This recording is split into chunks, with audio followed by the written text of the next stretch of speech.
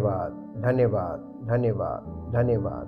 परमपिता परमेश्वर, हम आपका हृदय से धन्यवाद करते हैं, क्योंकि आप महान सामर्थी परमेश्वर हैं, अद्भुत युक्ति करने वाले परमेश्वर हैं, और आपकी युक्तियां प्रभु, आपने सब कुछ मनुष्य को बता दिया है, और जो लोग उस समय में नहीं थे उन सब लोगों के लिए आपने लिखित रूप में वचन दे दिया और पवित्र आत्मा दे दिया, ताकि पवित्र आत्मा की द्वारा वो आपके वचन को प्राप्त करें, ताकि जीवन का प्रकाश उनके जीवन में आए और प्रभु की महिमा को वो देख सके। सारी महिमा आपको मिले, क्योंकि आप महिमा के योग्य हैं। धन्यवाद के साथ हम इस प्रार्थना को आपके इकलौते पुत्र प्रभु यीशु मसीह के नाम से मांगते हैं, आमीन।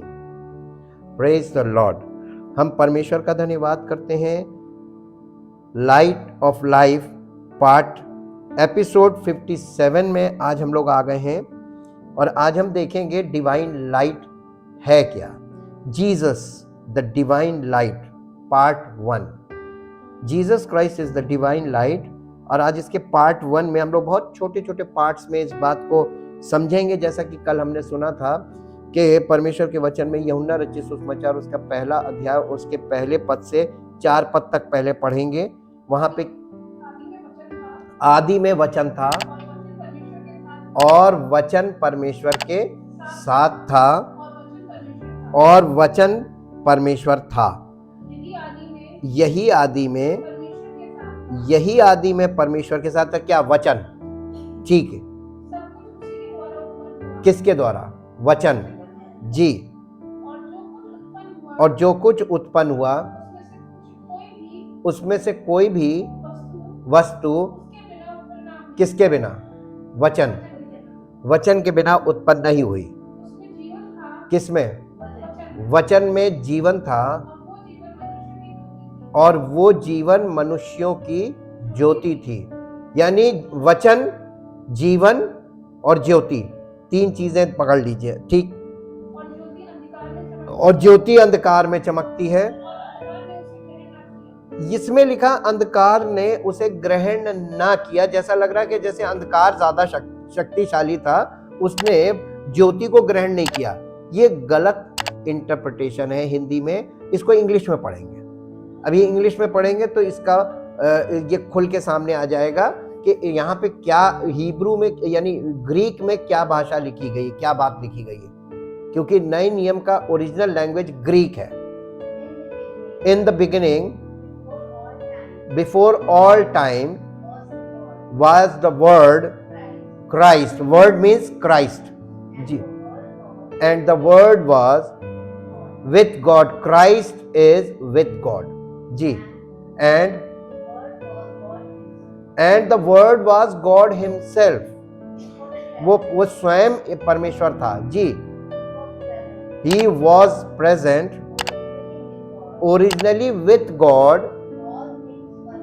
All things were made and came into existence through him, and without him was not even one thing made that has come into being. In him was light, and the light was in him was life, and the life was the light of men. And the light shines on in the darkness, for the darkness has never overpowered it. यानी अंधकार ने कभी भी ज्योति पर जय नहीं पाई, उससे ऊपर नहीं उठ पाया। कौन? अंधकार। अंधकार ज्योति से कभी ऊपर नहीं उठ पाया। ज्योति हमेशा अंधकार पर भारी पड़ी या उस पर जयवंत रही। यहाँ पर यह बात लिखी हुई है, और हिंदी में लिखा हुआ है, और अंधकार ने उसे ग्रहण नहीं किया। अंधकार ग्रहण क्या करेगा? अंधकार तो मिट जाता है ज्योति आते ही। जैसे ही उजियाला होता है अंधकार तो मिट जाता है। तो अंधकार को मिटाने का काम करती है ज्योति, और अंधकार कभी भी ज्योति पर ओवरकम नहीं कर सकता, ओवर पावर नहीं कर सकता, यानी उसके ऊपर कभी जयवंत नहीं हो सकता। ये बात यहां पर लिखी गई है। अब हम लोग यहाँ पे 3 पॉइंट देखते हैं, और वो 3 पॉइंट क्या है? ये 3 पॉइंट है वर्ड, लाइफ और लाइट। वचन, जीवन और ज्योति। और ये तीनों चीजें यीशु मसीह को बोला गया। यीशु मसीह वचन है, वही जीवन है और वही ज्योति है। ये उसकी डिविनिटी को दिखाता है, यानी वो एक डिवाइन पर्सनैलिटी है, डिवाइन पर्सन है, ये इस बात को दिखाता है। और यहाँ पर ज्योति जो है वो मेटाफोर है। मेटाफोर का मतलब रूपक के रूप में इस्तेमाल की जा रही है। ज्योति को दिखाकर यीशु मसीह को बताया जा रहा है कि वो ये है। ज्योति को आपको देखना है और देखना ही है कि ज्योति करती क्या है। वही यीशु मसीह है, वही वो करेगा। ईच ऑफ दोज is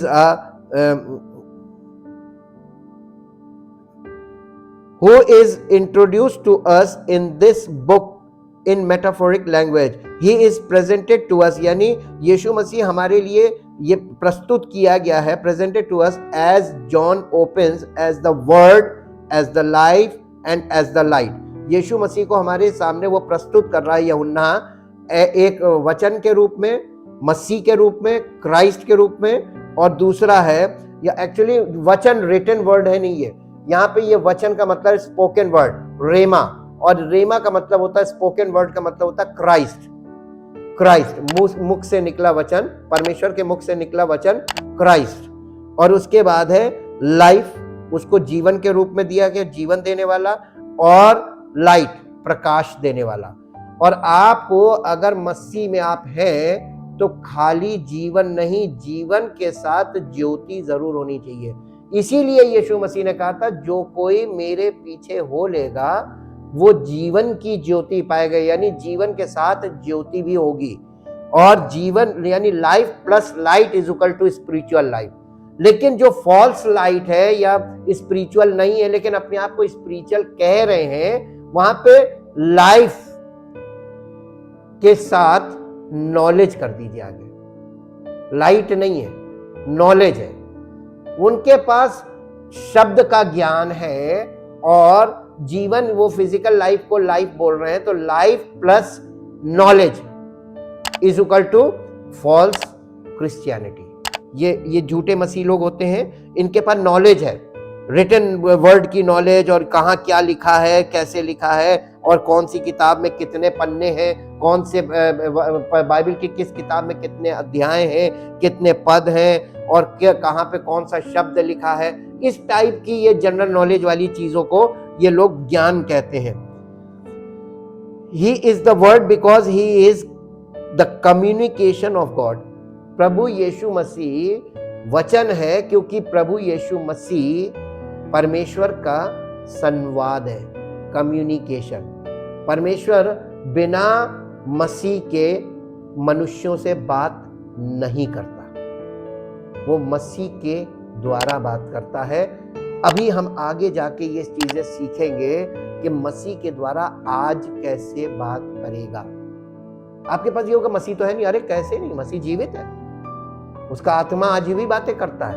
और बिना मसीह की आत्मा के यदि कोई प्रचार कर रहा है या शिक्षा दे रहा है, वो झूठा मसीह है।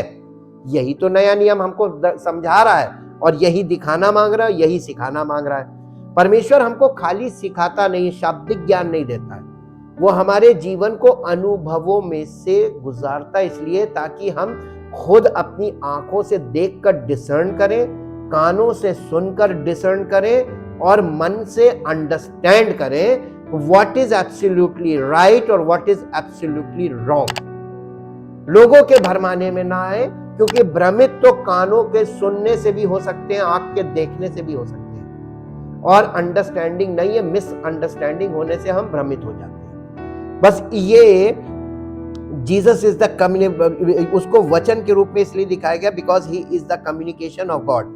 ही is the life because he is the very eternal life itself. वो उसको जीवन के रूप में इसलिए दिखाया क्योंकि वो स्वयं अनंत जीवन है। अब वो अनंत जीवन का वारिस है, itself, who gives life to everything and that lives, और जो हर एक को जीवन देता है ताकि वो जीवित रहे।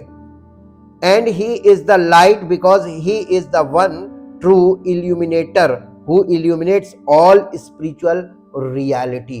यीशु मसीह को छोड़ कोई ज्योति है ही नहीं आत्मिक तौर पर भी, ताकि वो अकेला, लिखा है वन ट्रू इल्यूमिनेटर। इल्यूमिनेटर का मतलब प्रकाशित करने वाला, हर चीज को रोशन कर देने वाला, यानी प्रकट कर देने वाला। Who illuminates all spiritual reality, यानी जो आत्मिक जीवन की सारी सच्चाइयों को प्रकट कर दे, वो है यीशु मसीह। और इसके बारे में हम इसको देखेंगे। मेरे साथ एक पद निकालिए जो आपको मिलेगा, पहला तीमुथियुस उसका 6 अध्याय, पहला तीमुथियुस उसका 6 अध्याय और उसका, पहला तीमुथियुस उसका 6 अध्याय 14 और 15 पद पढ़ दीजिए। कि तू हमारे प्रभु यीशु मसीह के प्रकट होने तक इस आज्ञा को निष्कलंक और निर्दोष रख। ये उसको आज्ञा दे रहा है, पौलुस दे रहा है तीमुथियुस को जी, जिसे वे ठीक समयों में दिखाएगा, जो परम धन्य और अद्भुत अधिपति और राजाओं का राजा और प्रभुओं का प्रभु कहा है। और अमृत केवल उसी का है। नहीं, 15 पद क्या है? जिसे वे ठीक समय में दिखाएगा, जो परम धन्य और अद्भुत और अधिपति और राजाओं का राजा और प्रभुओं का प्रभु है। कौन? यीशु मसीह। उसके विषय में बता रहा है जी। 16 और अमरता किसकी? अमर कौन है? केवल यीशु मसीह, और कोई अमर नहीं, और कोई अमर हो नहीं सकता। वही he is a eternal life, वो अनंत जीवन है स्वयं। और वो कहां रहता है? अगम्य ज्योति में रहता है, और ना उसे किसी मनुष्य ने देखा और ना कभी किसी ने देखा नहीं, और कोई देख नहीं सकता। पौलुस क्या बोल रहा है? जबकि पौलुस ने उसे देखा था, लेकिन कहां देखा था? जैसे ही वो उस प्रकट हुआ था वैसे ही वो अंधा हो गया। कहां देखा था? नहीं, देखा नहीं था। जैसे ही वो रोशनी प्रकट हुई वो अंधा हो गया था। इसीलिए उसने लिखा अनुभव के साथ, ना तो उसे किसी ने देखा ना कोई देख सकता है। जितने भी लोग हैं ये सब कहीं ना कहीं से थ्योरी सीखते हैं, सुनते हैं और खिचड़ी पकाते हैं, और फिर दूसरे को वो खिचड़ी खिला देते हैं। इसी को झूठी शिक्षा बोला गया है। इनके पास व्यक्तिगत अनुभव नहीं है। कैसे दावे के साथ कह रहे हैं? क्योंकि परमेश्वर का वचन इस बात को स्पष्ट कर रहा है कि उसके अलावा कोई चीजों को स्पष्ट रूप से प्रकट नहीं कर सकता, और वो रोशनी है प्रभु यीशु मसीह। वो आत्मिक जगत का प्रकट करने वाला है, वो सच्चाई को प्रकट करने वाला है, और वो परमेश्वर की सच्चाई को और संसार के सारे भ्रम और झूठ को भी प्रकट। देखिए, जब आप कमरे में अंधेरे में बैठे और सोच रहे हैं कि मैं कितनी खतरनाक जगह पे हूँ, पता नहीं यहाँ पे कौन कौन से कीड़े मकोड़े होंगे, यहाँ पे क्या होगा अगर मैं हाथ बढ़ाऊं कोई चीज मुझे काट लेगी, ऐसे करके आप बैठकर ये भ्रम में पड़े हुए, आप अचानक से वहां रोशनी हो जाए, कमरे में बत्ती जल जाए, और आप देखें अरे यहाँ तो कुछ भी नहीं है सर। तो आपको सच प्रकट जब हुआ तो आपके जो विचार चल रहे थे अंदर वो क्या हुए? तो आपकी आंखें खुली, यानी रोशनी आपके जैसे ही आपके सामने रोशनी प्रकट हुई, आपको सब मालूम हो गया कि जो मैं सोच रहा था ऐसा कुछ नहीं है। यही तो सच्चाई है। सच्चाई आपके सामने, यानी सच्चाई का प्रकाश जब चमकाएगा तो आप जो बातें बोल रहे हैं और जिस तरीके की विश्वास की बातें आप कर रहे हैं वो झूठ है, वो परमेश्वर के योजना के विरोध में है, परमेश्वर के वचन के बिल्कुल ऑपोजिट है। लेकिन लोग कर रहे हैं क्योंकि किसी को परमेश्वर ने सबको छोड़ दिया, जाओ तुम्हारे मन में जो करो, क्योंकि हर एक के किए का रिजल्ट उसको मिलेगा जो बोगे। तो आप दूसरे के चक्कर में अपना प्रतिफल ना खो दीजिएगा, क्योंकि अगर कोई व्यक्ति गलत बो रहा है, जंगली दाना है और आप गेहूं का दाना है और बगल बगल होता है वहां पे खेत में गेहूं का दाना, जो साथ साथ लिखा हुआ है, दोनों को साथ साथ बढ़ने दो।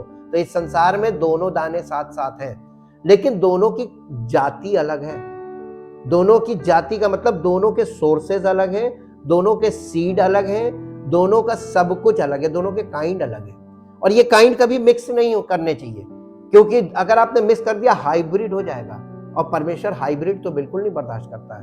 व्यवस्था से लेके आगे तक लिखा हुआ है, एक व्यवस्था में लिखा हुआ है कि अपने खेत में 2 प्रकार के बीज एक साथ मत बोना। और आदम और हवा ने गलती क्या की थी? भले बुरे का ज्ञान खा लिया, भले बुरे के ज्ञान का फल खा लिया था, तो 50-50 हो गया।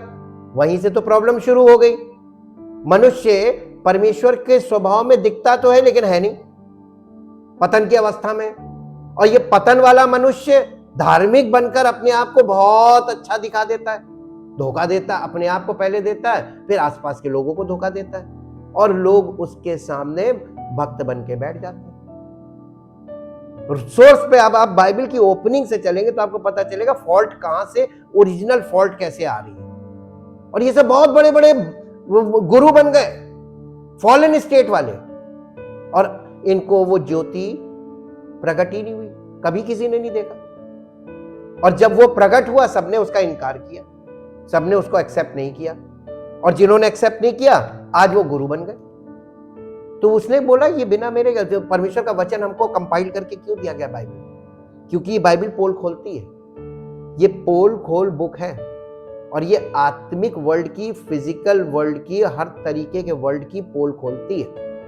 और इसीलिए लोग बाइबल से दूर भागते हैं, सच्चाई से दूर भागते हैं, झूठी शिक्षा में मन इसलिए लगाते हैं क्योंकि वो एक साधारण व्यक्ति को फंसाने के लिए बहुत अच्छा हथियार का काम करती है। वहां पे इच्छाएं, भावनाएं, कल्पनाएं, वो, और इसी में तो सब लोग पतन की अवस्था में फंसे हुए हैं। किसी की भी कल्पना को आप अपने मोड़ लीजिए, किसी की भावना को मोड़ लीजिए, किसी की इच्छा को मोड़ लीजिए, और वो उसको अपना शिकार बना लीजिए।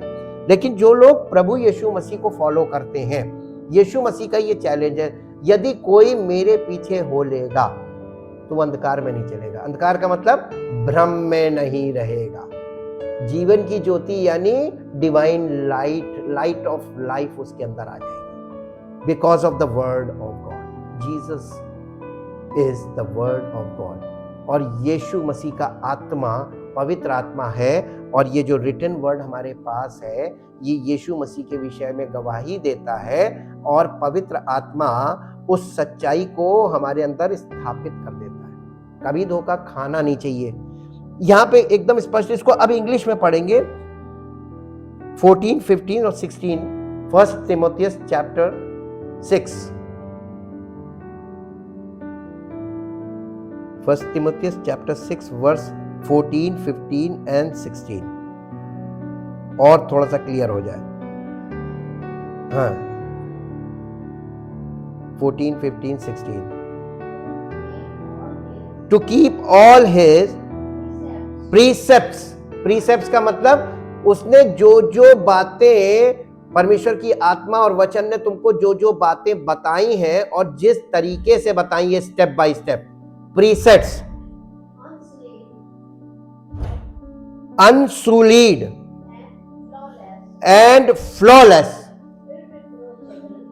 irreproachable until the appearing of our Lord Jesus Christ, the anointed one, which appearing will be shown forth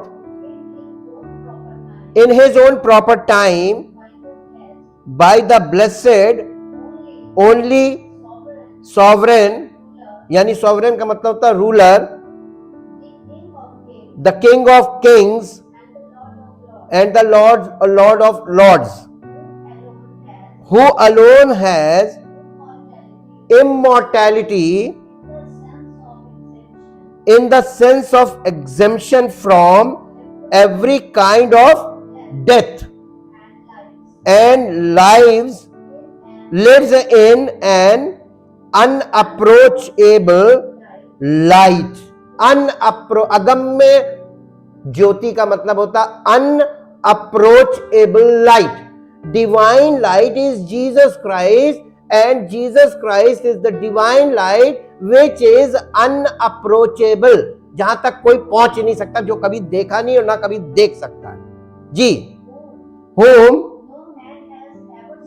no man has ever seen or can see, unto him be honor and everlasting power and dominion. Amen. यानी ऐसा ही हो, कोई मनुष्य उस तक पहुंच नहीं सकता. अब आप कहेंगे कि फिर यीशु मसीह को हम कैसे देख सकते हैं. कल मैंने आपको एक चीज बताई थी, याद कीजिए. कल के उसमें ढेर सारे पार्ट्स होते हैं जिसको हम डेली का डेली, मंडे टू सैटरडे, छोटे छोटे पार्ट्स में आपके साथ शेयर करते हैं ताकि वो चीज आपको क्लियर हो जाए. हम मैक्रोस्कोप से माइक्रोस्कोपिक व्यू पे जाते हैं. अब आप देखिए कि यीशु मसीह को डायरेक्टली, आप सूरज को डायरेक्ट देख सकते हैं, आंखों का रेटिना आपका फट जाएगा, आप अंधे हो जाएंगे. ठीक वैसे ही जैसे पौलुस यीशु मसीह को जब प्रकट हुआ था, मसीह ने उसको दर्शन दिया था, वो अंधा हो गया था, ऐसे ही हो जाएंगे. क्या करना चाहिए, कैसे देख सकते हैं? हम देख सकते हैं रिफ्लेक्शन. रिफ्लेक्शन का मतलब क्या होता है? आप सूर्य को एक थाली में पानी रख दीजिए, उसमें आप देख लीजिए सूरज को, आपकी आंख को नुकसान नहीं होगा. रिफ्लेक्शन देख सकते हैं, डायरेक्ट नहीं देख सकते, डायरेक्ट दर्शन नहीं मिल सकते हैं. रिफ्लेक्शन थ्रू अ मीडियम, माध्यम के थ्रू आप यीशु मसीह को देख सकते हैं. इसी चीज का झूठे शिक्षक बड़ा फायदा उठाते हैं. सब ये माध्यम बन जाते हैं कि हम में वो है, हम में पवित्र आत्मा है, उसी का आत्मा है. यहीं पर पौलुस के चैलेंजेस और यीशु मसीह के चैलेंजेस स्टार्ट होते हैं. जहां से झूठी शिक्षा शुरू होती है, वहीं से परमेश्वर का चैलेंज भी शुरू है. और परमेश्वर का वचन उन्हीं चैलेंजेस को हम हर विश्वासी के जीवन में उस चैलेंज को रखता है कि अगर तुम प्रभु यीशु मसीह को फॉलो करने वाले हो, वाकई में तुमने उस पर विश्वास किया है, तो तुमको भटकाने वाला हार मान ले कोशिश करके और कह दे वाकई में ये उसका चेला है, तब तो तुम सच्चे चेले हो. वरना तुम किसी की बातों में फंसे, लिपटे और गीला गुड़ हुए, उसके पीछे गए, तो तुम मसीह के चेले नहीं हो सकते. यीशु मसीह के चेले होने का मतलब है कि दुनिया की हर चीज को जो तुम्हें आकर भटकाना चाहे, भरमाना चाहे, खरीदना चाहे, साम दाम दंड भेद आप पर लगाया जाए और आप उसके आगे सरेंडर ना करें, तब तो आप मसीह के सच्चे चेले हैं. वरना किसी न किसी पॉइंट पे काउंटर कर दिया आपका, तो आप मसीह के सच्चे. इसीलिए बहुत आसान नहीं है ये कि तुरंत ये मान लेना कि अब मैं, पवित्र आत्मा मुझ में है, मैं सब कुछ कर सकता हूं. ये तो बहुत बड़ा भ्रम है और इस भ्रम में बहुत बड़ी मात्रा में लोग फंसे हुए हैं और इसीलिए ये गड़बड़ी चलती रहेगी, ये अंत तक चलेगा. जो निपटने वाले होंगे वो इसी में निपट जाएंगे. अब मेरे साथ एक जगह चलेंगे हम. इब्रानियों की पत्री में आ जाइए. इब्रानियों की पत्री उसका पहला अध्याय हिंदी में पढ़ेंगे. इब्रानियों की पत्री उसका पहला अध्याय उसके 1 से 4 पद तक. पूर्व युग में परमेश्वर ने बाप दादों से थोड़ा थोड़ा करके और भांति भांति से भविष्यवक्ताओं के द्वारा बातें कर इन अंतिम दिनों में हमसे किससे, किसके द्वारा? हमसे भविष्यवक्ताओं के द्वारा बातें क्यों नहीं की?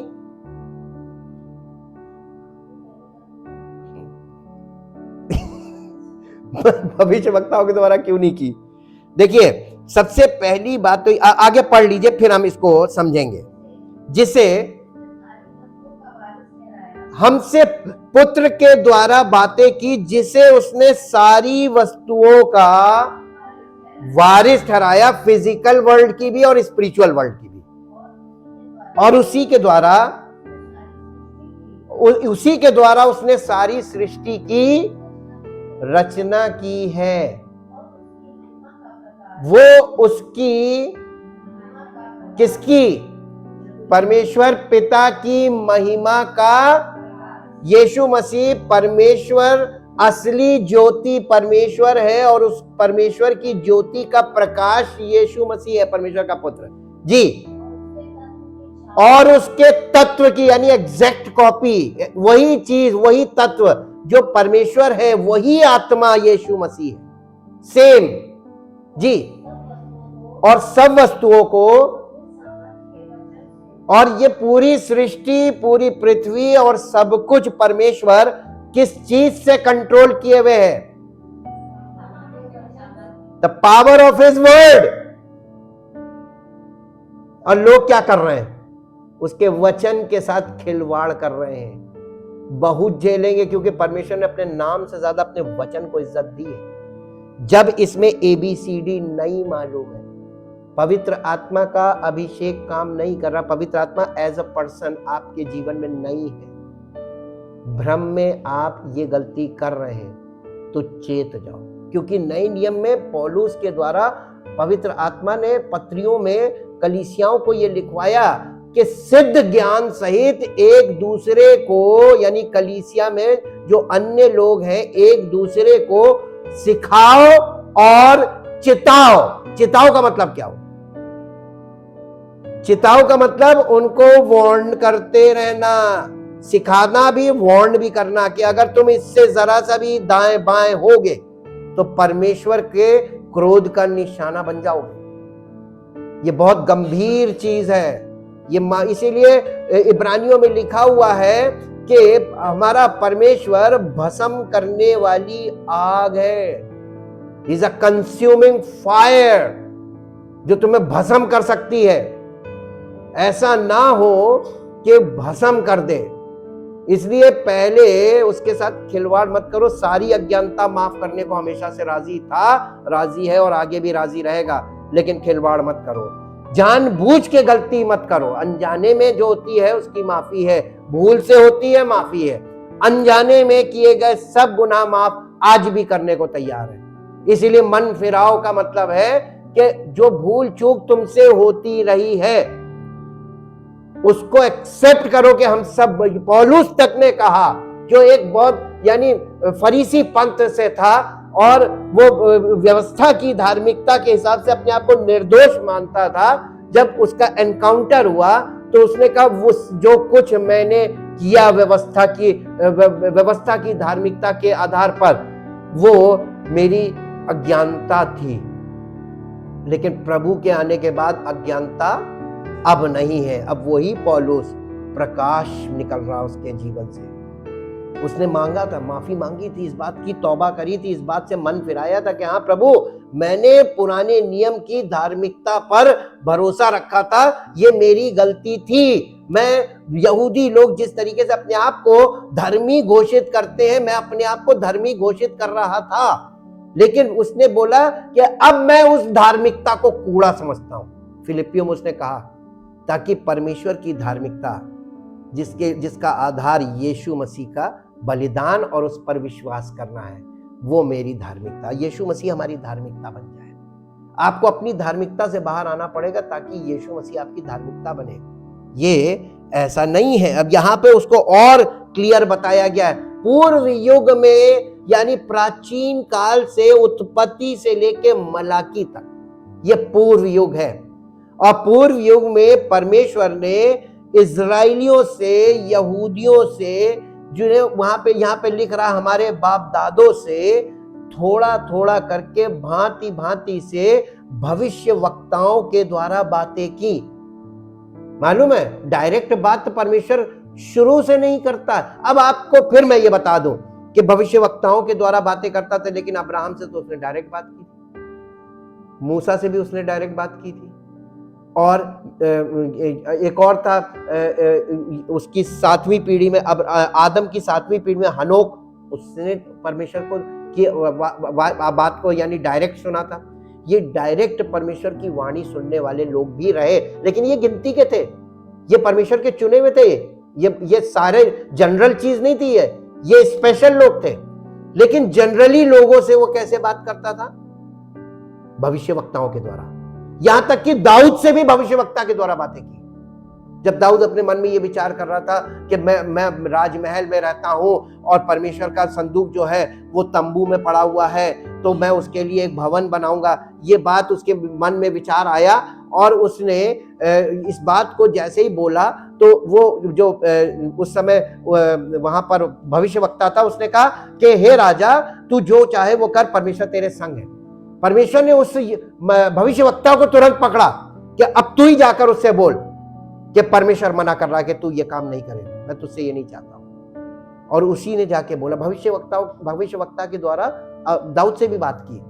परमेश्वर एक माध्यम से बात करता, माध्यम के थ्रू बात करता था, सबसे उसने डायरेक्ट बात नहीं की, केवल उनसे जिनसे उसको कुछ कराना था उनसे डायरेक्ट बात की। दे आर चोजन जनरेशन या चूजन पीपल। लेकिन चूजन जनरेशन से, चूजन पीपल से डायरेक्ट बात की, चूजन जनरेशन से उसने भविष्यवक्ताओं के द्वारा बात की। पहली बात अब क्लियर हुआ। उसके बाद अब इन अंतिम दिनों में, अंतिम दिन शुरू होते हैं यीशु मसीह के जन्म से, और यीशु मसीह के जन्म से अंतिम दिनों की शुरुआत हो जाती है, लास्ट डेज, एंड डेज। हम लोग जब जहां पे आज हैं, ये कहलाता है एंड ऑफ एंड डेज, अंत से अंत के दिन आ गए। ठीक है, तो यीशु मसीह की पैदाइश से हम लोग 2022 वर्ष आगे हैं। अब पढ़िए कि अंतिम दिनों में, इन अंतिम दिनों में उसने, परमेश्वर ने अपने पुत्र के द्वारा, हाँ नहीं, इन अंतिम दिनों में प्राचीन काल, हाँ, पुत्र के द्वारा बातें की, जिसे उसने सारी वस्तुओं का वारिस ठहराया, और उसी के द्वारा उसने सारी सृष्टि की। किसके द्वारा? पुत्र का, यहां पे पुत्र लिखा, नाम नहीं लिखा है। नहीं, यहां पे क्या लिखा हुआ, फिर से पढ़िए, पद में क्या लिखा हुआ है? इन अंतिम दिनों में किसके द्वारा? क्या कभी आपने पुत्र की बात सुनी? लिखा है कि प्राचीन काल में परमेश्वर ने पूर्वज, नहीं, ये लिखा बेटे के द्वारा। यूहन्ना रचित सुसमाचार उसका 7 अध्याय, यहां पे कुछ लगा लीजिए क्योंकि यहां पलट के आएंगे। यूहन्ना रचित सुसमाचार 7 अध्याय 16 और 17 पद पढ़िए। यीशु ने उन्हें उत्तर दिया, मेरा उपदेश मेरा नहीं परंतु मेरे भेजने वाले का है। अगर कोई मेरे भेजने वाले की, किसकी बात कर रहा है ना? ये यीशु मसीह बोल रहा है पिता। अब हमको इससे यह समझ में आ गया कि आप लोग पढ़ते समय कितनी जल्दी भटकते हैं, तो आप दूसरे की बात सुनकर कितनी जल्दी भटक जाएंगे। ये मेरे लिए बहुत गुड पॉइंट होता है कि आप अभी पढ़ा और वह पढ़ रहे हैं, ग्रामर भी देख रहे हैं, लेकिन उसके बावजूद आंसर गलत हो रहा है। अगर हम, कोई व्यक्ति आपको ऐसे बैठ के ऐसा उपदेश मीठा मीठा दे दे और आपको तुरंत अपना शिकार कर ले, यही तो वीकनेस है। यहां पे क्या लिखा हुआ है कि ये कौन कह रहा है? यीशु ने उनसे कहा, लिखा हुआ है, तो कौन कह रहा है? यीशु कह रहा है कि मेरा उपदेश मेरा नहीं परंतु मेरे भेजने वाला। किसकी बात कर रहा है? पिता की बात कर रहा है। तो यीशु मसीह जो बातें बोल रहा था वो किसकी बोल रहा था? तो पुराने नियम में भविष्यवक्ता किसकी बोल रहे थे? पिता की। जिसकी बातें भविष्यवक्ता बता रहे थे, लोग भविष्यवक्ताओं, अरे ये तो भविष्यवक्ता है, झूठा भी हो सकता है। दो प्रकार के भविष्यवक्ता थे, एक सच्चे भविष्यवक्ता, एक झूठे भविष्यवक्ता। तो लोगों को जब ये जानकारी मिली कि अच्छा भविष्यवक्ता दो प्रकार के हैं, एक सच्चे एक झूठे, तो जो सच्चे लोग थे वो हर भविष्यवक्ता को झूठे भविष्यवक्ता समझने लगे, क्योंकि शक आ गया। शक इसलिए आ गया क्योंकि रिटन वर्ड नहीं था उनके पास।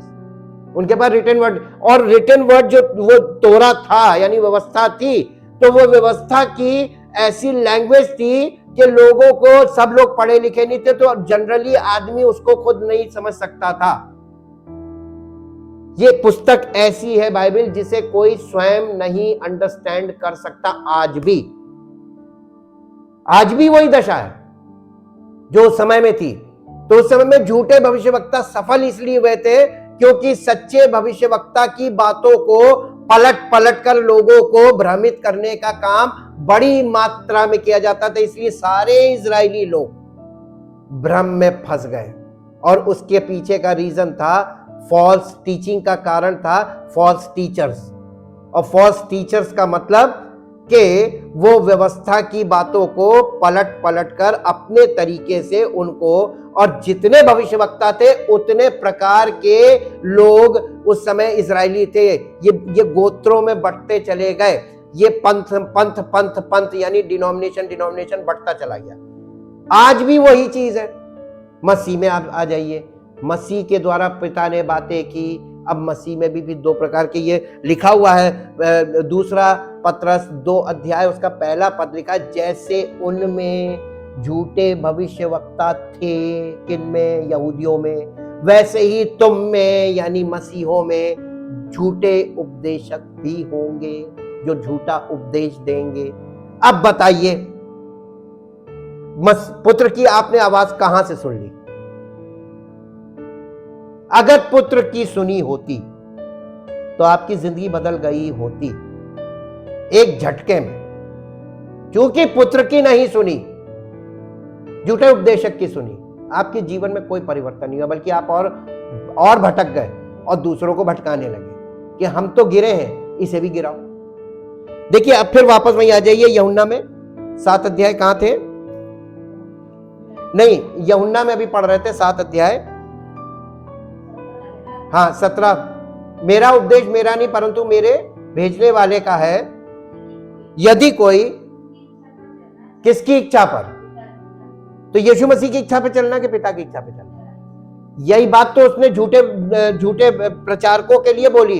उस दिन बहुतेरे 7:21 में उसने बोला, उस दिन बहुतेरे मुझसे कहेंगे। वो अभी से बता रहा कि क्या कहेंगे, ये कौन होंगे? वो जो मेरे नाम से खड़े हो गए हैं, यीशु मसीह के नाम से खड़े हो गए हैं और दुष्ट आत्माएं निकाल रहे हैं, बड़े बड़े आश्चर्य कर्म कर रहे हैं और बहुत प्रार्थनाएं कर रहे हैं लोगों के बीच में। ये झूठे उपदेशक हैं। और कह रहा है ये उस दिन कहेंगे कि मैंने तेरे नाम से ये किया, मैं भविष्यवाणी की, मैंने तेरे नाम से आश्चर्य कर्म किए, मैंने तेरे नाम से दुष्ट आत्माओं को निकाला। यीशु मसीह उनसे साफ कह देगा, मैंने तुम्हें कभी जाना ही नहीं। हे कुकर्म करने वालों, मुझसे दूर हट जाओ। और उसी के तुरंत बाद उसने बोला, जो कोई मेरे पिता की इच्छा पर चलेगा उसी को मैं ग्रहण करूंगा। और यहां पे भी बोल रहा है कि मेरा उपदेश मेरा नहीं, मेरे भेजने वाले का, पिता का है। और जो कोई उस पर चलना चाहेगा उसके सामने ये भेद खुल जाएगा कि मैं यीशु मसीह किसके बारे में बात कर रहा था, कि परमेश्वर की ओर से बोल रहा है, ये सच्चा यानी सच्चा पुत्र बोल रहा है या झूठा मसीह बोल रहा है। ये एक आपका ये एकदम एसिड टेस्ट है। इससे आप कभी नहीं फंसेंगे। आप उसकी इच्छा पे चलने के लिए राजी हैं, कोई आपको भरमा नहीं सकता। मालूम क्यों? बचाएगा कौन? वो खुद बचाएगा। चैलेंज उसका है, वो कहेगा तुमको जाने नहीं दूंगा। आपका बच्चा गलत जगह जाने की जिद कर रहा है और आप अच्छे माँ बाप हैं, तो आप क्या करेंगे? घर बंद कर देंगे उसको, चल बेटा मैं तुझे नहीं जाने दूंगा, वहां तू जा नहीं सकता। आप उसको रोकेंगे कि उसको भेज देंगे, जाओ जाओ मेरे बेटे जाओ, मैं भी घूमता तुम भी घूमो, मैं भी दाएं दाएं सब जगह जाता तू भी जाओ। ये तरीका है क्या? डिसिप्लिन का मतलब क्या है? ना खुद गलत करेंगे, ना अपने बच्चों को करने देंगे, और ना कलीसिया में हम करने देंगे। क्योंकि जो हम लोगों का सबका बाप है वो करने ही नहीं देगा। क्योंकि वो सोटे से, देखिए लिखा है, जिस बच्चे को वो प्यार करता है ना उसे ताड़ना देता, लिखा हुआ है। कौन? तो अगर आप परमेश्वर की संतान बन जाएंगे ना, जीवन में कभी भटक नहीं सकते। चैलेंज है ये, परमेश्वर का चैलेंज है। वो आपको भटक नहीं देगा, मार लगाएगा। आप भटकने की कोशिश करेंगे, फंसा देगा कहीं, ताकि आप मन फिराकर वापस आ जाए कि भैया अब की बार गलती कर दी, अब दोबारा नहीं करूंगा। ये वाले अनुभव लोगों के पास आएंगे। शुरुआत में तो लोग मसीह में आते हैं और फिर भटकना शुरू करते हैं, और उसके बाद फिर वो भटके हुए को कैसे लेके आता है। देखिए आप, ये भेड़ से दिखाया गया, जब आप भेड़ों का झुंड लेके चलते हैं तो जो चंचल वाली छोटी होती है ना, इमेच्योर, वही दाएं बाएं भागती हैं। ये उनका नेचर है। चरवाहे की जिम्मेदारी उसके पास मालूम क्या होता, हमने बताया था आपको, एक घूमी वाली छड़ी, इसी को कहते हैं लाठी, सोटा। वो ऐसे गले में फंसा के यूं खींचेगा, कहां जाना नहीं है। लाठी और सोटा दोनों उसके पास है। हालेलुया। तो ये है लाठी और सोटा, मालूम क्या है? Word of God and the Holi spirit. ये दो चीजों से वो आपको काबू में रखेगा। अगर आप ताबे रहेंगे, निरंकुश होंगे, जाओ शिकार हो जाओ। अब देखिए यहां पर उसने ये एक और निकाल के पढ़ लीजिए, यूहन्ना रचित सुसमाचार 8 अध्याय का 28 पद। 8 अध्याय का 28 पद। तब यीशु ने कहा, जब तुम मनुष्य के पुत्र को ऊंचे पर चढ़ाओगे तो जानोगे कि मैं वही हूं, और अपने आप से, मैं अपने आप से कुछ नहीं करता, परंतु जैसे मेरे पिता ने मुझे सिखाया वैसे ही। यीशु मसीह किसके सिखाने से बोल रहा था? उसने अपनी ओर से कोई बात बोली? उसने अपना एक भी विचार नहीं रखा। यानी वो अपनी मर्जी, उसकी कोई अपनी मर्जी थी नहीं, वो पिता की मर्जी पूरी कर रहा था। और आज जो शिक्षक आप जो लोग आप जिसकी शिक्षा को अच्छा सुन रहे हैं, आपको अच्छी लग रही है, वो किसकी मर्जी में जीवन जी रहा है और किसके लिए जी रहा है, उसकी जिंदगी का लाइफ स्टाइल देखकर आपको पता चल जाएगा। वो अपनी मर्जी में जीवन जी रहा है, सेल्फ एंटिटी है, वो सिर्फ आपको फंसा रहा है। यही बात यीशु मसीह वो उन लोगों को बता रहा था। और ये बहुत आलिम फाजिल लोग थे। यूहन्ना रचित सुसमाचार 12 अध्याय 49 और 50 वर्ष भी पढ़ दीजिए। यूहन्ना रचित सुसमाचार 12 अध्याय और उसका 49 और 50 वर्ष। क्योंकि मैंने अपनी ओर से बात, यीशु मसीह बार बार इस बात को रिपीटेडली बोल रहा है कि मैंने अपनी ओर से बातें नहीं की, परंतु पिता जिसने मुझे भेजा है उसने मुझे आज्ञा दी है कि क्या क्या कहूं और क्या क्या बोलूं, और मैं जानता हूं कि उसकी है कि उसकी आज्ञा अनंत जीवन है। इसलिए मैं जो बोलता हूं वे जैसे पिता ने मुझसे कहा है वैसे ही बोलता हूं। यीशु मसीह ने लोगों के चक्कर में अपनी बोलने का जो अंदाज था, बोली नहीं बदली, मैसेज भी नहीं बदला। उसने कहा मैं तो बोलता रहूंगा, मानो या ना मानो। और आज भी दुनिया में देख लीजिए, यीशु मसीह की रेयरली लोग मानते हैं, रेयरेस्ट टू रेयरेस्ट केस है। जनरली लोग नहीं मानते हैं, क्योंकि उसकी बोली ऐसी है कि आप मान ही नहीं पाएंगे। यहां पर वर्णित अंतिम महान भविष्यवक्ता यीशु थे। यानी पुराने नियम के सारे भविष्यवक्ताओं को एक खाने में रखिए और नए नियम में केवल एक, his name is Jesus Christ. वो अंतिम महान भविष्यवक्ता यीशु। और इसके बाद परमेश्वर के बेटे यीशु के विषय में 9 महत्वपूर्ण बातें इब्रानियों उसके पहले अध्याय के 1 से 4 पद के बीच में उसके विषय में बताई गई हैं। और इसीलिए अंतिम दिनों में उसने अपने पुत्र के द्वारा बातें की जिन्हें उसने सारी वस्तुओं का वारिस ठहराया और जिसके द्वारा परमेश्वर ने सारी सृष्टि की रचना की है। अब इसके बाद तीसरा पद पढ़िए। वो परमेश्वर की महिमा का प्रकाश और उसके तत्व की छाप है। परमेश्वर की महिमा की रोशनी या महिमा का प्रकाश का अर्थ है अलौकिक स्वभाव। यीशु मसीह का स्वभाव कैसा था? जैसे पिता का स्वभाव अलौकिक। अलौकिक का मतलब दिव्य, डिवाइन नेचर, ठीक है। परमेश्वर अलौकिक, परमेश्वर को रोशनी यानी ज्योति कहा जाता है। परमेश्वर ज्योति है। पहला यूहन्ना उसका पहला अध्याय का 5 पद हमने कल पढ़वाया था कि परमेश्वर ज्योति और उसमें तनिक भी अंधकार नहीं है। परमेश्वर ज्योति है और वो ज्योति जो परमेश्वर है, यीशु इस रोशनी का चमकना है। परमेश्वर ज्योति है और उस ज्योति का प्रकाश यीशु मसीह है। अब समझ में आया? तो यीशु मसीह परमेश्वर की ज्योति का प्रकाश है।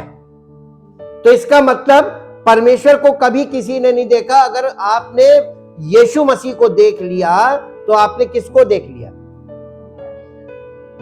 लेकिन लोगों की नहीं समझ में आया और ना समझ में आएगा, क्योंकि शब्दों के ज्ञान से यह बात समझ में नहीं आती जब तक पवित्र आत्मा के द्वारा उसको दर्शाया ना जाए। और इसीलिए ये चैलेंज यीशु मसीह के हाथ में घूम के चला जाता है। एक सेवक कर क्या सकता है? एक सच्चा सेवक जो प्रभु यीशु मसीह ने अपने सेवकों को चुना था, 12 चेलों को, ये क्या कर सकते थे? केवल इतना कि ये लोगों को सुसमाचार सुना सकते थे। और जो लोग सुसमाचार पर विश्वास कर ले उन्हें परमेश्वर के वचन को सिखाते थे, यानी बाइबल स्टडी करा सकते थे पार्ट पार्ट करके, ताकि उनकी अंडरस्टैंडिंग डेवलप हो, ताकि पवित्र आत्मा के द्वारा जब परमेश्वर का दर्शन उनको मिले तो वो उस दर्शन को अंडरस्टैंड कर ले, पहचान ले कि हाँ यही है। बिना बाइबल स्टडी के आपको दर्शन मिलता है, उसमें धोखा है। यही पौलुस के द्वारा परमेश्वर ने सारी कलीसियाओं को ये लिखित दिया और पत्रियों में यही बात वर्णन में है। और बाइबल स्टडी अच्छी नहीं है, इसलिए लोगों को आज ये बातें क्लियर नहीं हो रही हैं। और यहाँ पे लिख रहा है ये यीशु इस रोशनी का चमकना है। और इसीलिए लूका रचित सुसमाचार में आइए, उसका पहला अध्याय उसका 78 और 79 वर्ष पढ़िए। लूका रचित सुसमाचार पहला अध्याय उसका 78 और 79 वर्ष पढ़िए, जहां इस प्रकार से लिखा हुआ है, ये हमारे परमेश्वर की उस बड़ी करुणा से होगा जिसके कारण ऊपर से हम पर भोर का प्रकाश उदय होगा कि अंधकार और मृत्यु की छाया में बैठने और अंधकार और मृत्यु की छाया में बैठने वालों को ज्योति दे और हमारे पांव को कुशल के मार्ग में सिधाई से, ये चाल चलन की बात की गई है। ये 78 79 हो गया। हाँ, अब लूका रचित सुसमाचार के 2 अध्याय में आ जाए और 2 अध्याय का 29 से 32 तक पढ़े। हे स्वामी, अब तू अपने दास को अपने वचन के अनुसार शांति से विदा करता है, क्योंकि मेरी आंखों ने तेरे उद्धार को देख लिया। ये कौन बोल रहा है और किसके बारे में बोल रहा है? ये शिमोन है। शिमोन है, एक बुजुर्ग व्यक्ति था शिमोन, और ये यीशु मसीह बालक यीशु को जब वो पैदा हुआ था डेडिकेशन के लिए लाए थे, उस समय उसको गोद में लेकर ये बोल रहा है। ये किसके बारे में बोल रहा है? उसने कहा कि वो परमेश्वर से कह रहा अब मुझे विदा कर, यानी फिजिकल डेथ की बात कर रहा कि अब मैं मृत्यु को, बहुत उम्र थी, अब मैंने तेरे उद्धार को देख लिया है। यीशु मसीह को देखकर उसने कहा मैंने तेरे उद्धार को देख लिया जी, और जिसे तूने सब देशों के लोगों के सामने तैयार किया है कि वो अन्य जातियों को प्रकाश देने के लिए ज्योति और तेरे निज लोग इज़राइल की महिमा हो। ये कल हमने पढ़वाया था। ये ज्योति कौन है? लेकिन ये ज्योति यीशु मसीह है, और यीशु मसीह के अंदर जो लाइट है वो God the father is the light, true light. हाँ, और उसी का प्रकाश यीशु मसीह के द्वारा हम तक पहुंचता है। और ये देखिए एकदम सीक्वेंस आ रहा है, और इसीलिए हम इस वचन से इस बात को सीखते हैं कि प्रभु यीशु मसीह एक्चुअल में है कौन, जिसके बारे में लोग अनाप शनाप शिक्षाएं दे रहे हैं, अनाप शनाप बातें कर रहे हैं, अनाप शनाप तरीकों का इस्तेमाल कर रहे हैं। ये राजाओं के राजा और प्रभु के प्रभु का अनादर करने का अंजाम सोचा है क्या होगा,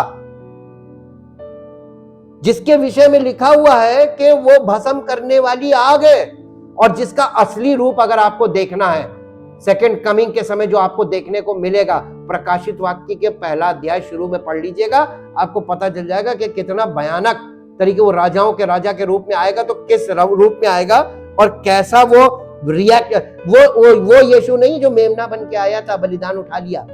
अब यीशु जो आएगा वो राजाओं का राजा है। वो उसको बोला गया यहूदा के गोत्र का सिंह, भस्म करने वाली आग, उसकी आंख ज्वाला। वहां पे उसका रूप देखेंगे तो हालत खराब हो जाएगी। उसके विषय में कुछ भी बोलने से पहले और कुछ भी ग्रहण करने से पहले 100 बार अध्ययन करो, पवित्र आत्मा के संरक्षण में, ट्रू लाइट में उस चीज को समझो, देन एक्सेप्ट, एंड देन ये आपका लाइफ, आपका जीवन उस ज्योति को दबा नहीं पाएगा। वो आपके जीवन से ज्योति प्रकट होगी। आपको किसी को इंट्रोडक्शन देने की जरूरत नहीं कि मैं कौन हूं, मैं क्या हूं। प्रभु आप में अगर है तो वो छिप नहीं सकता, वो आपके जीवन से अपने आप को प्रकट कर देगा ज्योति के रूप में। इसीलिए यीशु मसीह ने अपने चेलों से कहा था कि मैं जगत की ज्योति हूं, और उसने कहा तुम जगत की ज्योति हो, यानी इस ज्योति को जो मैं हूं तुम्हारे द्वारा प्रकट होगी। चेलों का बहुत महत्वपूर्ण रोल था। कोई यीशु मसीह तक डायरेक्ट नहीं पहुंच सकता, आज भी इनडायरेक्ट वे है, थ्रू अ पर्सन, और पर्सन पे ही प्रॉब्लम है, पर्सन में ही प्रॉब्लम है। और इसीलिए यहां पर लिखा हुआ है तीसरा पद में ये था ना कि वो वारिस ठहराया, और जिसके द्वारा परमेश्वर ने सारी सृष्टि रची, वो परमेश्वर की महिमा का तेज और उसके व्यक्तित्व का स्पष्ट रूप है, यानी प्रतिमा है। वही सब वस्तुओं को अपनी सामर्थ्य के शब्द से संभालता है। वो पापों भूल चूक अपराधों को धोकर आदर और अधिकार की जगह पर महामहिमन के दाहिने जा बैठे हैं। वो स्वर्गदूतों से उतने ही बेहतर ठहरे जितना उन्होंने उनसे बड़े पद का वारिस होकर बेहतर नाम पाया। यहां तक हम लोग आज देखेंगे, और कल इसके आगे का पार्ट देखेंगे। आपको यह समझ में तो आ गया होगा कि यीशु मसीह को हल्के में, true Jesus is a very different thing. जो झूठे उपदेशक बता रहे हैं ये उसके आसपास तक भी नहीं पहुंच पाए। इस बात के लिए परमेश्वर का धन्यवाद कीजिए, वचन के लिए धन्यवाद कीजिए। और ये वचन जो है ना, ये बिना परमेश्वर की आत्मा के आपको कभी भी समझ में नहीं आ सकता, चाहे आपको भाषा का कितना ज्ञान क्यों ना हो। आप केवल शब्द का ज्ञान ले सकते हैं, लेकिन परमेश्वर के तत्व का ज्ञान, परमेश्वर की ज्योति आप बिना परमेश्वर की इच्छा के प्राप्त कर ही नहीं सकते। इसीलिए यीशु मसीह ने कहा था कि जैसे पिता, जैसे मैं आप और मैं एक है, वैसे ही वे भी जो मुझ पर विश्वास करेंगे वे भी हम में से एक हो, ताकि हमारी आपस में सहभागिता हो। और उसने ये भी कहा था कि कोई पिता को नहीं जानता केवल पुत्र, कोई पुत्र को नहीं जानता केवल पिता, और वो जिस पर हम, या पिता या पुत्र, हम उसे अपने आप को प्रकट करें। जब तक वो आपको प्रकट नहीं करेगा आप उसको जान ही नहीं सकते। आप शब्द ज्ञान पढ़ के ले सकते हैं, आप ट्रेनिंग ले सकते हैं, बहुत सी ट्रेनिंग चल रही है, लेकिन ट्रेनिंग की बहुत कम लिमिट्स हैं। वो आपको उसी स्तर पे रखेंगी जहां सब लोग खड़े हैं। लेकिन परमेश्वर का जो आपके जीवन में जब वो आपको पकड़ लेगा और आपको प्रगटीकरण करने के बाद, आपके सामने सारा प्रकाशित करने के बाद, आप अपनी मर्जी में कुछ नहीं कर सकते। फिर उसकी मर्जी आपके जीवन से पूरी होने लगेगी। परमपिता परमेश्वर, हम आपका हृदय से धन्यवाद करते हैं। हम सब विश्वास करने वाले लोग प्रभु बहुत निर्बल हैं, बौद्धिक रूप से निर्बल हैं, शारीरिक रूप से निर्बल हैं, हम आर्थिक रूप से निर्बल हैं, निर्धन हैं।